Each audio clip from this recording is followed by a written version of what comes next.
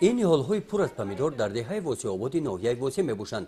نیال‌ها در گرمخانه پرورش یافته، محصولات آن آخرهای ماه اپریل به بازار برآورده می‌شوند. درازی گرمخانه 50 متر بوده، برش 12 متر را تشکیل می‌دهد. در چنین مساحت زیاده از 2700 نیال پمیدور پرورش می‌یابد. طوری که دهقانان از روی تجربه سال گذشته میگویند از هر یک نیال به قدر تا 5 کیلوگرم حاصل میگیرند. ما یک امی پورنا اینا 3 حاصل گرفتیم. 3 حاصل گرفتیم. که حاضر سالی که نمو کردیم سو گرم خشم اومده است. او که علوام نکردیم. علوام سودا نبرده شدیم. فایدهش برای ما زیاد چیده سودا. هیچ اوکام مهنتی بسیار هم ندارم. مثلا دخترکو قطعیلم همه چی میکنم.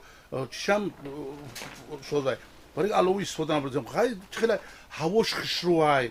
دادرونش میتره بود هوای خشرو داره. نه مثل آیا غای بعد جو رفتن شتنی بیکاره ده همین جمعی کم طرف میگرده به مورد ساعت میشه ولی ساعت بشه برای ساعت میشه هم اگر همه نوحیه و رایون خلق خیلی داشته باشه با همین محصولات در بازار ارزون میشه و با استفاده زیاد میشه و فایدهش نه در همه طرف یک فایده داره. ازیان خوجگی دهقانی به نام مرادعلی سال سوم می شود که در نتیجه استفاده ثمرناک زمین از این گرمخانه مثل امسال انا همین طور منفعت بسیار میگیرند.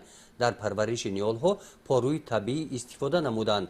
توجه آنها به استحصال محصولات از جهت اکولوژی تازه روانه گردیده است. گرمخانه را وقتی ما ساختگیم تا امروز بسیار حاصل خوب گرفتگیم، حاصل با برکت گرفتگیم.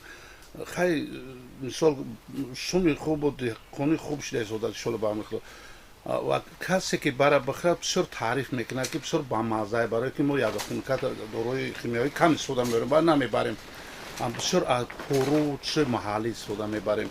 استفاده گرمخانه امکان فراهم آورده است که همه اعضایان این عائله با کار جلب گردیدند. ما چند تلفن‌های چندین نگرانو ما دارم در تلفنم اما را تلفن میکنم که امی بچه‌م امی پمیدار من خیلی کسل شده امی را چی داره بگذارونم او جا با تلفن مرا چی میته که مصلحت میته که این اپا در 20 گرم و امی قدارو ده قشقه 3 قشقه و پرک قطعی بزن من امی را تیار میکنم این اینجا در دخترک دارم قطعی کار میکنم امی را نشون میتم دانوش نبالت میبنده بعد چی میکنم نمی ضرورت دمیو میشپن نخیر که امسال 10-12 بارم خیلی دارو زدم امیورا که نخیر شلو و هم ریخته که دیگه حاجی کسل دیونه. در ناحیه وسیع با مقصد استفاده ثمرناک زمین ها سالهای اخیر در دهات شماره گرمخانه ها افزوده اند. در ناحیه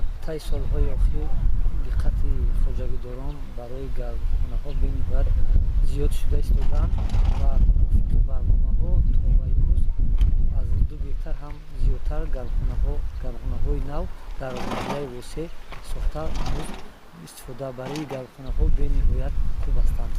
در خوجگی دهقانی به نام مرادعلی غیر از گرمخانه 25 هکتار زمین هایی که این خوجگی استفاده می نمایند عاقلانه استفاده برده شدند.